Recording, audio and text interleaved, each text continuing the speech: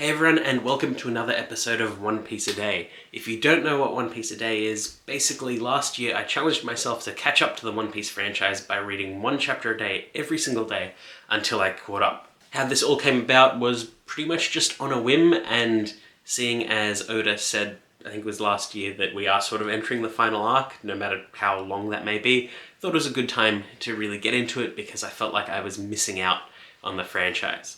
So anyway, this is the latest One Piece a Day update video, which is pretty much bang on chapter 600, which is a pretty good time to talk about the franchise.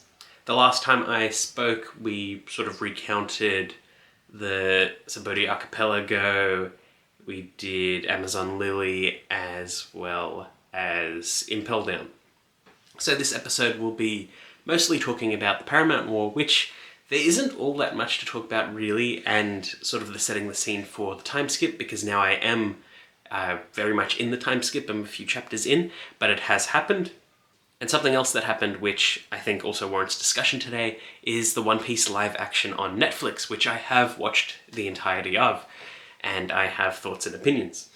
So anyway, we'll start off with the regular stuff, which is talking about where I am currently in the series, thoughts and opinions and everything like that based on where I currently am. So, the Paramount War. The last few arcs had all been chaining onto each other, building up a story, building up a big narrative and a climactic clash, which ended up resulting in the Paramount War, where Whitebeard and a bunch of other pirates, including Luffy, try and free Ace from his impending execution. Now, I probably should have delayed the last update video until now, to sort of have all of the arcs chain onto one another and have a larger discussion video. I did think Paramount War would be way bigger than it ended up being, but it doesn't mean that there's nothing to talk about now. So basically, the Paramount War is a big clash of titanic powers altogether. It's basically the current age of piracy, or the old age of piracy, up against the government, and sort of everything comes to a head with Ace's execution. So in this arc, we basically get to see just how powerful the government is, how powerful the pirates are, and basically it just sort of builds up and sets the scene for the rest of the series to come, because it is the last arc before the time skip. And so they sort of need to set the scene and introduce new concepts, as well as wrap up loose ends to basically pave the way for the new world.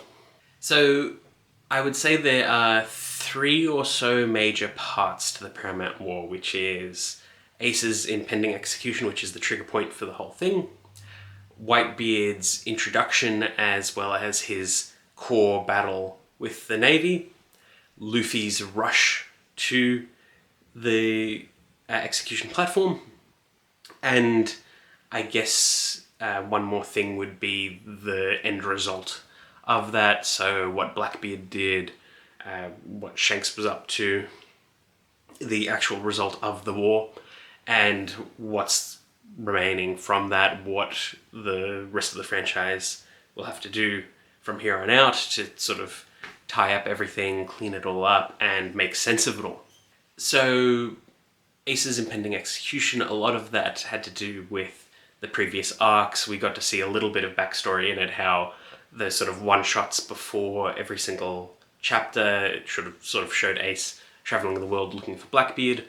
We had several chapters, I think it was several chapters, it was 1 or 2 chapters or so of Ace actually fighting Blackbeard, seeing that he actually encountered him and was fighting, and you sort of got a gauge of where each character was at in sort of their power. Ultimately, Ace failed and was captured and put into Impel Down, and his execution was sort of broadcast for the world to see and made it as a big deal, as a sort of trigger to bring Whitebeard sort of out of hiding, or in a more public area where they could sort of trap him and defeat him and put an end to basically a worldwide threat at that point for the government.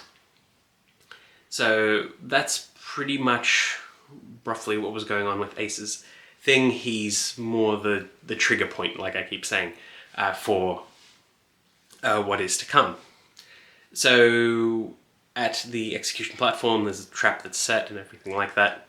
Whitebeard obviously shows up because he needs to save his crew member, and all his crew members are like children to him, and he genuinely does treat Ace like his son. We get a lot of backstory throughout, some small flashbacks about how this sort of dynamic works with his crew. And we also get some flashbacks for Ace after the Paramount War to understand Ace a little bit more, as well as Luffy a bit more. Anyway, if nothing else, the Paramount War really highlights just how strong Whitebeard is. He is incredible. They said that his power could probably destroy the world, and the way he uses it, yeah, it does definitely seem like he could literally shake the world, which is pretty cool. And he is definitely a threat, and he was weakened. He's not in his prime by any means, and he's still got this much power, which sort of leads you to believe that, wow, this is the man that sort of fought Roger and lost and didn't become king of the pirates. So what sort of power did Roger have, or what sort of level was Roger at to sort of be above this? And this guy's not even in his prime anymore, so it's crazy. Anyway, they set this whole thing up to stop Whitebeard because he's a massive threat, and we sort of get to see the heavy hitters from the Navy in this arc, so the 3 major admirals, which we have sort of been introduced to before, but this is where they're all together. You get introduced to Sengoku, who's quite high up in the hierarchy. You get to see Garp and things like that. And there's just a lot more power dynamics, a lot more characters. And Whitebeard brings literally an army at his back, and you get to see just the absolute chaos of this arc. It literally is a war. It's sort of like, there have been wars in other manga that I've read or anime that I've seen, and sometimes they don't really feel like wars, they just feel like big battles. And I would say Paramount War is kind of like that. It is another big battle, but I would also say that it does feel like a war because there are 2 major factions clashing against each other, and it does feel like 2 major factions clashing against each other. The other wars that I can really remember off the top of my head that really impacted me for like manga would have been like the Naruto Great Ninja War. That genuinely felt like a war because it was battles on multiple fronts, different clashes happening all over the place. It felt like a big geographic battle. And the Paramount War is a much more focused and contained battle, but it is still chaotic and a giant clash of powers. And I think that's the sense that Oda was trying to achieve in it, that it was small but also felt huge, and I think that's a big thing. But basically it's just a lot of, besides Whitebeard clashing to get Ace, there's just a ton of different characters thrown around. Some of them new, some of them old. You're just seeing chaos all over the place. There's the 7 Lords of the Sea, or at least what's left of them, working for the government, trying to bar Luffy and Whitebeard's path. Whitebeard taking damage, Luffy taking damage. We get a bit better of an introduction to Jinbei and how strong he is. You get to see some characters we haven't seen for quite some time, like Mihawk. But yeah, it's just a war. It's a bunch of people just clashing together, and it gets a bit messy, but the way that I was reading it day by day, it was fairly easy to stay focused and on point, which I think is quite good. Would have been very difficult week by week, but it is what it is. And the other major part is Luffy's mad dash to Ace. And that is where the real chaos of the arc comes, because almost every chapter something new bars his path and something needs to be resolved, or he needs to get stronger, or needs to fight through it, or break through it, or rush, jump, dodge, whatever it is. He just needs to get to Ace before the Executioner's axe falls. And while it is cool and the pace of this whole bit works quite well, I don't like the result of it, and anyone who cares about spoilers at this point, even though you've been watching this video, which I have not cared about spoilers at all up until this point, probably turn away now or stop, whatever. The result of the Paramount War, which makes it very interesting to discuss, I think, is that it is a universal failure. Whitebeard dies, Ace dies, multiple pirates and multiple Navy men die, but it's a big thing that the goal of the arc ended in failure. that Luffy has basically gone through all of this and he loses someone very, very close to him, but the entirety of this war was a loss for the pirates. And I found that very interesting because usually, again, like how I was discussing the Saboti Archipelago, shonen series don't usually do loss in this way. Like, there might be like the Dragon Ball Z thing where a character might get defeated, but then the next person steps up and wins. And like ultimately the heroes will always win. And One Piece does have that sense of it that the heroes will always win, but I think it's more that we'll lose and fight again another day, whereas Dragon Ball is like, no, we need to end this right now, but with someone else. If that makes sense. That's typically the shonen sensibility, that this battle still needs to be finished right here, right now, but it might not be the same fighter that takes up the mantle and wins. Whereas One Piece is like, no, you've lost, gather your things, clean up, start again, get stronger, get better, improve, make sure that the next time is the last time, sort of thing, if that makes sense. So the Paramount War ended roughly with Ace dying. Now, I knew that Ace died beforehand, and unfortunately it was spoiled for me. Another reason why it's taken me so long to get into this is because I liked Ace before, and it was spoiled for me ages ago, and I didn't really want to get into the franchise after that. But actually seeing it, I feel like it loses quite a bit of its sentimentality, because I thought it was just that moment that I've seen where Ace pushes Luffy out of the way, saves his life, and takes the hit from Aokiji. Aokiji? Aikinu. Takes the hit from Aikinu. And I thought that that was it. Like, oh, no, he died saving Luffy. Yes, that's true, but I think there's more to it. Because just before that, Ace and Luffy are off scot-free. They've done it. Luffy saved Ace, and they can rush off to a ship and be free. But as they're doing that, Aikinu just calls out to Ace, pretty much almost word for word. No, it's not really word for word. But Aikinu calls out to Ace and effectively says, "Hey Ace." Ace goes, "What? Whitebeard sucks." And Ace is like, "What? No, you take that back." And then rushes to his death. And I think that that is just stupid. Like, it could have been said something derogatory, could have said something about Gold Roger, could have said something about Luffy, could have not said anything at all, could have actually just been in his way. But he just had to be out in the open and be like, "Hey, Whitebeard sucks." And then Ace just couldn't take that and then rushes headfirst basically into his death. And that was just frustrating because it made Ace seem like an absolute moron. And not like stupid like a lot of shonen characters are. This just felt like actual idiocy. Like, you were out, you could have survived this, and it just didn't gel with the character.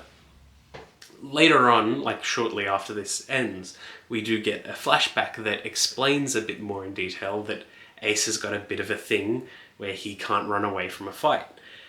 That flashback would have been way better prior to this, maybe shown off somewhere in Impel Down. But no, we get it after, and it feels like it's justifying Ace's actions at the time, rather than it being a consistent thing with him.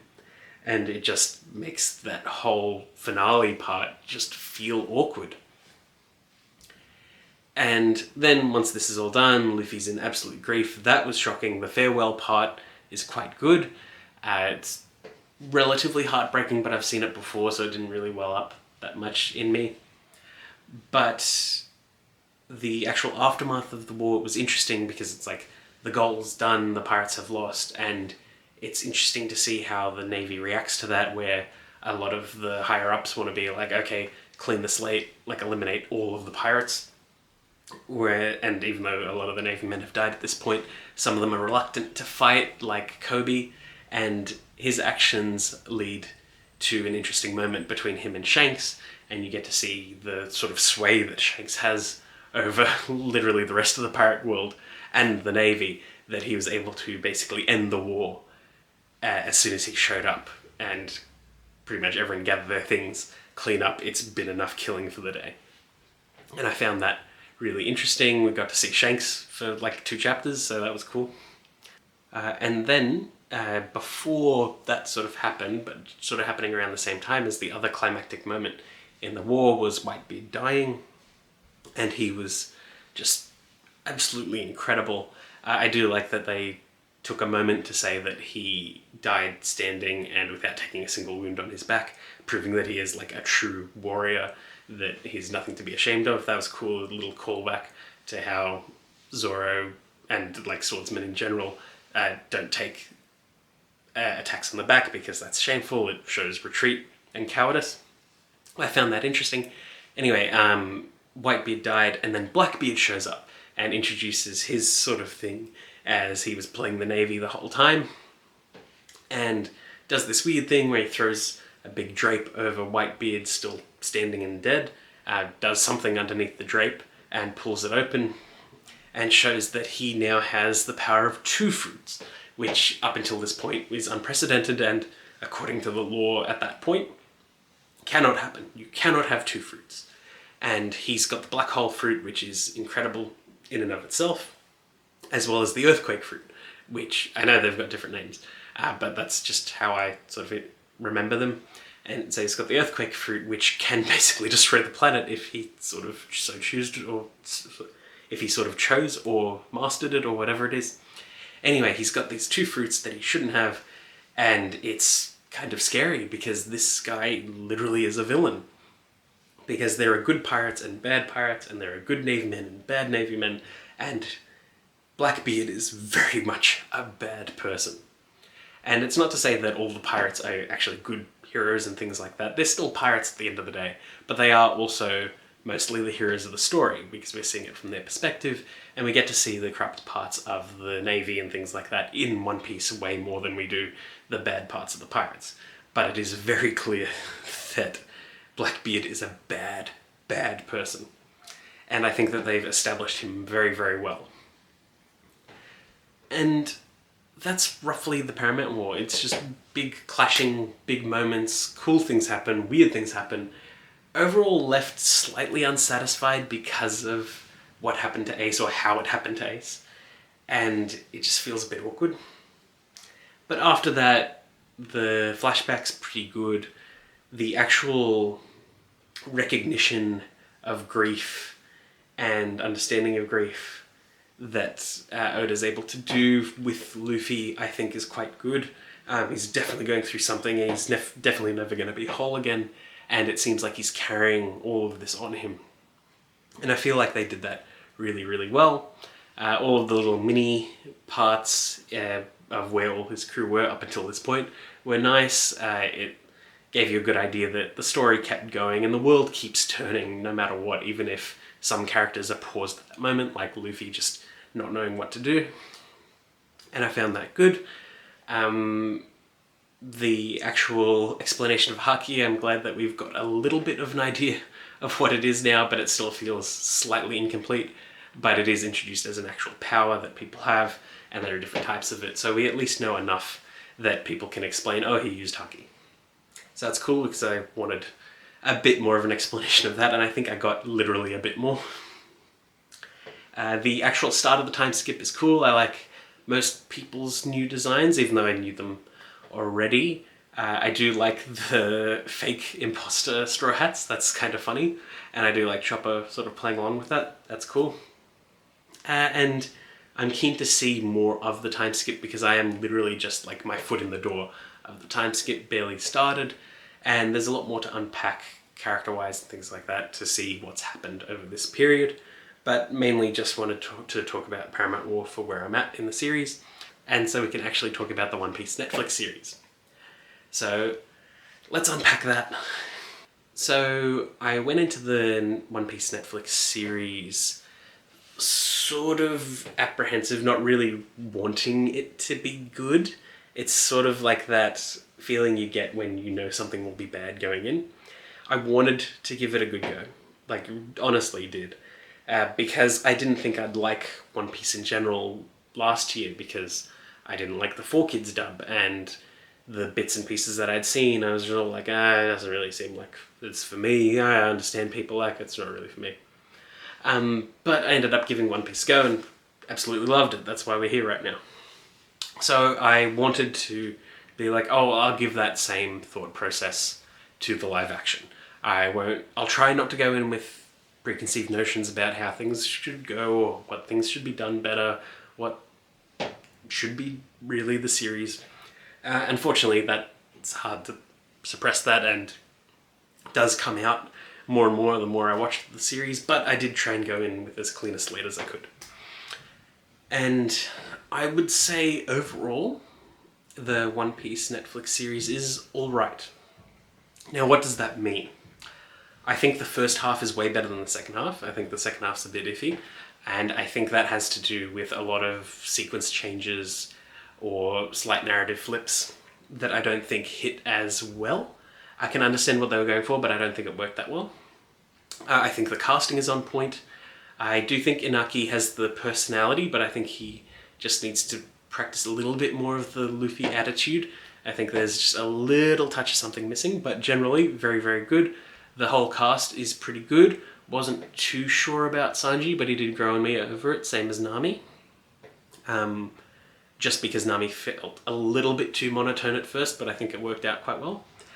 Most of the other casting's pretty good. I do think Arlong's costuming is a little bit off, but generally good. It's as good as you can get for live action because it's very hard to adapt a One Piece into live action. The designs are just larger than life and awkward. Like, there's only so much you can do.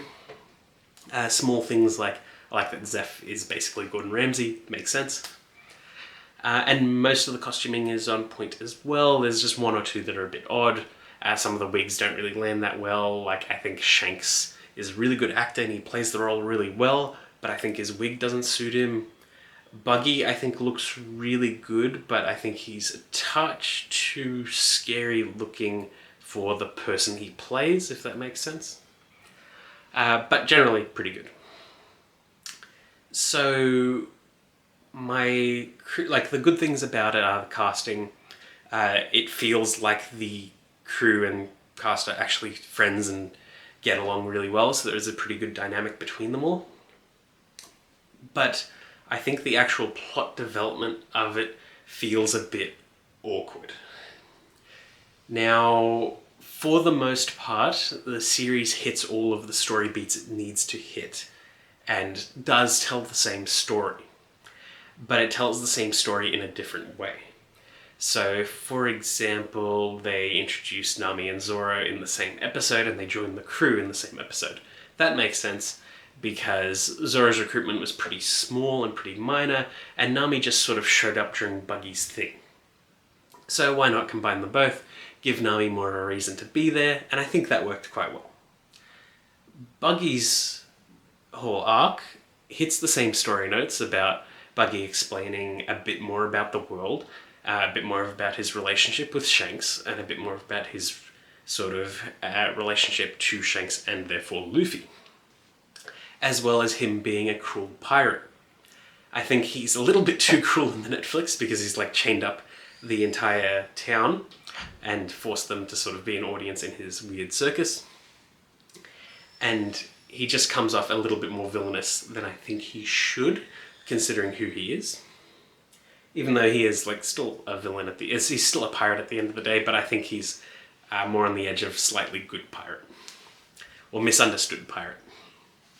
But they sort of cut out all of the village stuff from Buggy's arc and sort of repurposed it to be like, oh, he's already taken over the town, which I think works pretty well, but it feels like all of the little bits are just references and that's it. And it's cool for anyone that's read the manga, they're like, oh, I recognize them. But I do think it loses some of its charm, like the whole story about the dog and Zoro being perpetually wounded. I do think it's weird that about halfway through the series, Zoro is like untouchable. Like, it feels like he is the master swordsman, even though he isn't, and eventually gets humbled by Mihawk. But I feel like in the anime and manga it worked way better that he was hurt and wounded up until this point, showing that he still has a lot of room to grow.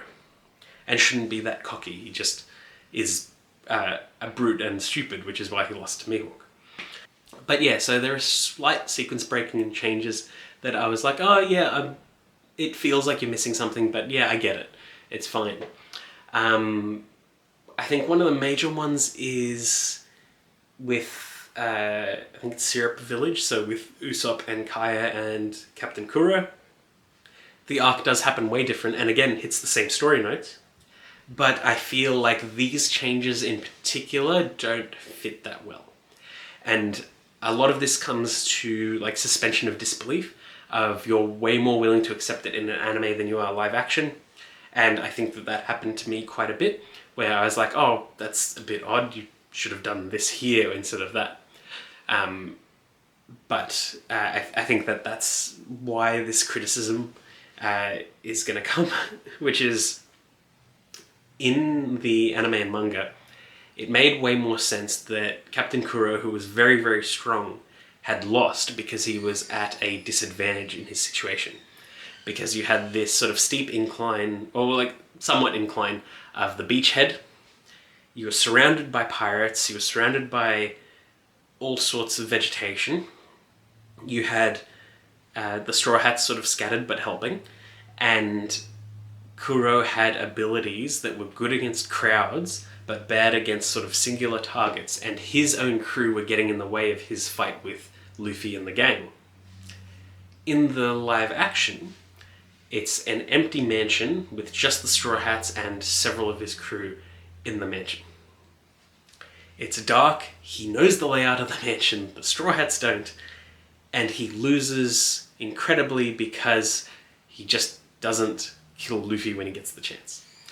And I find it awkward because he's in this situation where he's doing his like cat out of the bag attack thing where he's just dashing all over the place super fast, showing how incredibly he is, and then he just stops using it against Luffy, letting him just knock him out.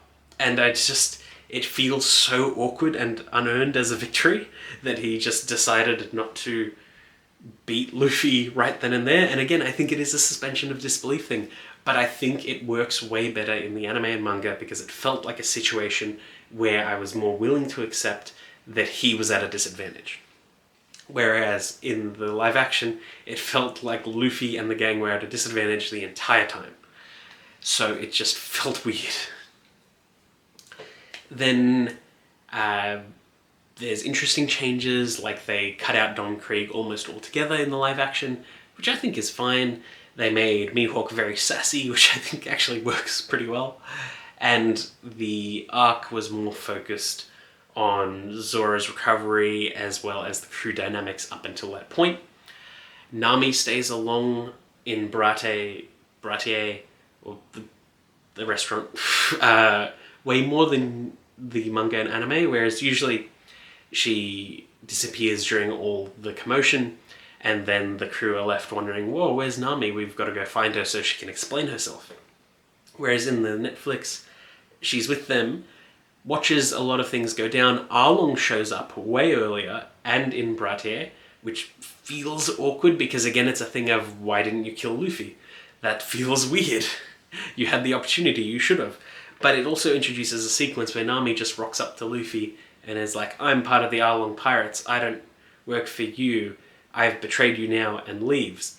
Then in the next sequence, Luffy's like, we've got to go get Nami so she can explain herself, or she's our friend, we've got to get her back.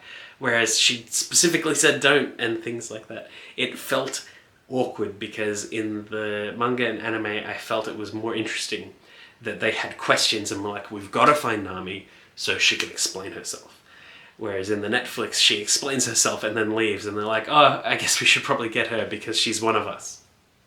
And while that still works, I don't think it works nearly as well. Especially with Arlong showing up early, it just feels really weird. And the actual Arlong Park stuff, again, hits some of the same notes, but I don't think it does it quite right, especially with how the entire village is against Nami. Not really sort of the suffering in silence that I feel like they had in the manga and anime, where they knew what was going on, but couldn't do anything at that point. I feel like that worked way better.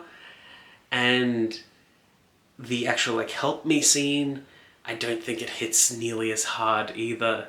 And it's still a good sequence, but just that shot of Luffy putting the hat on Nami and the quick flashback to how he reiterates that no one else is allowed to touch his treasure because it's so important to him. He entrusts his treasure to Nami.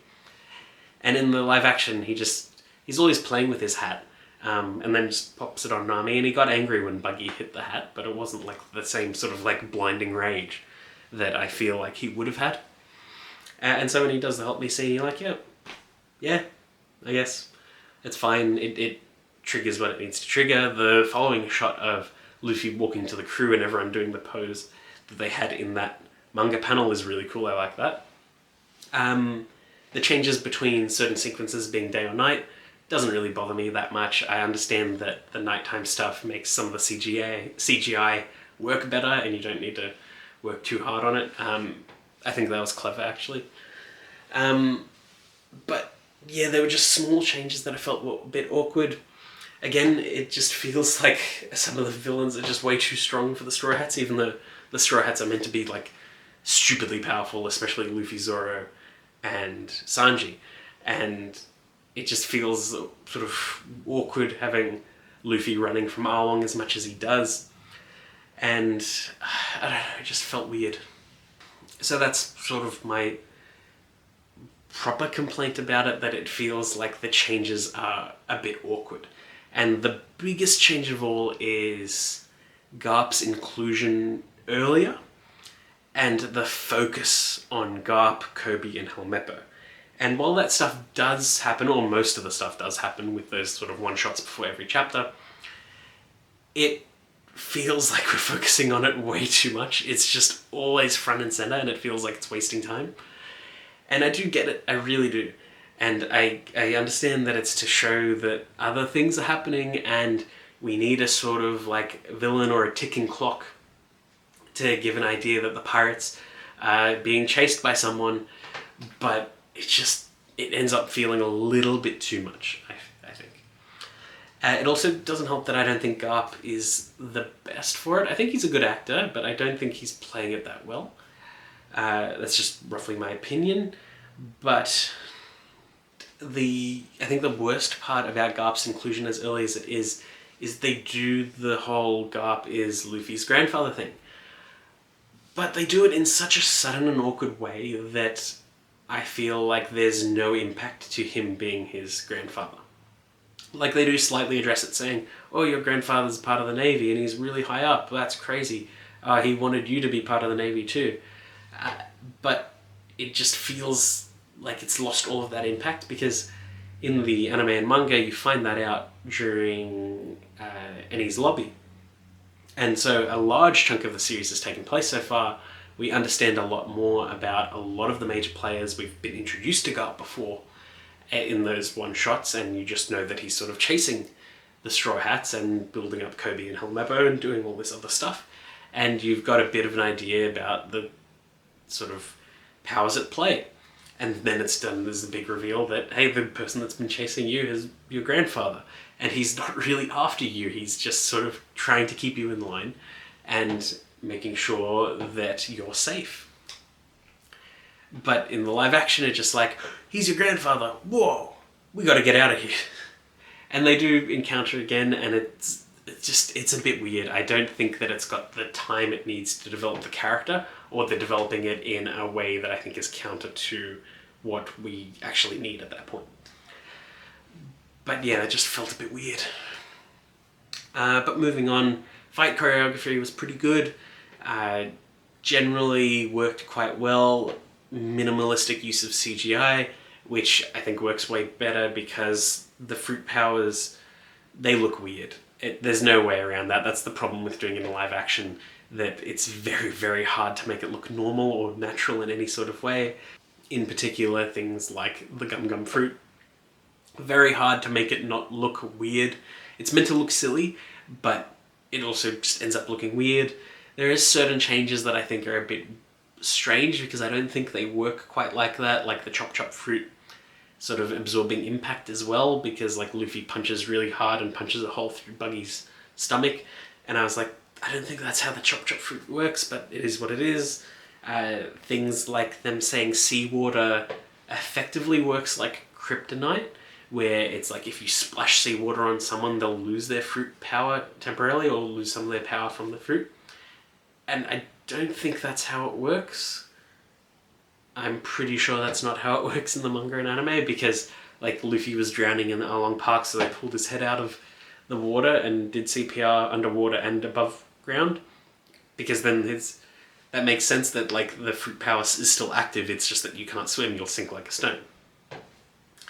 But in the Netflix, it feels like seawater, because Arlong splashes seawater on Luffy and he sort of like topples over and goes, ah.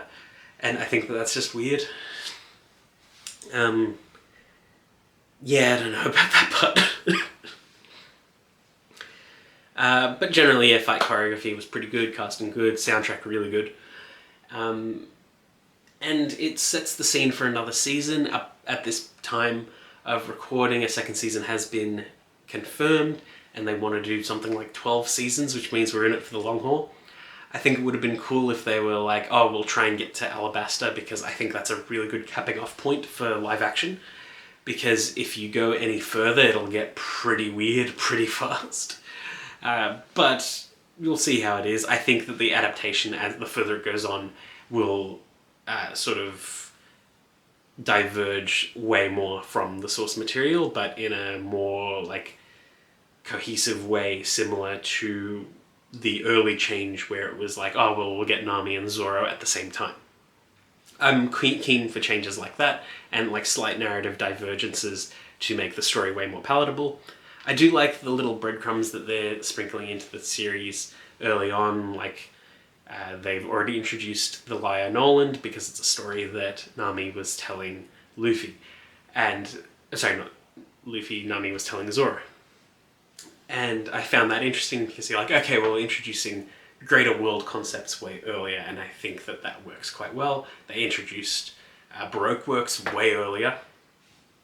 So I think that some of the changes work really, really well, and it is creating a more cohesive narrative, but just generally some of it doesn't land as well. But overall, that leads me to be like, some stuff is really good, some stuff is kind of weird, some stuff isn't that great, and overall I just think it's alright.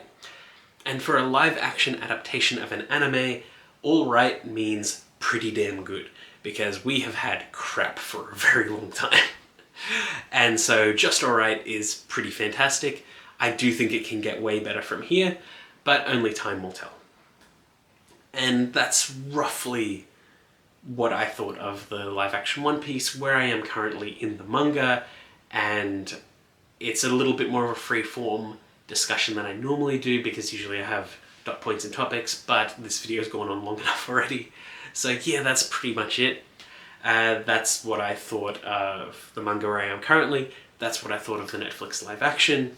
Feel free to agree or disagree with me in the comments below, but yeah, that's pretty much it. And yeah, I hope you enjoyed that video, and I will see you all next time.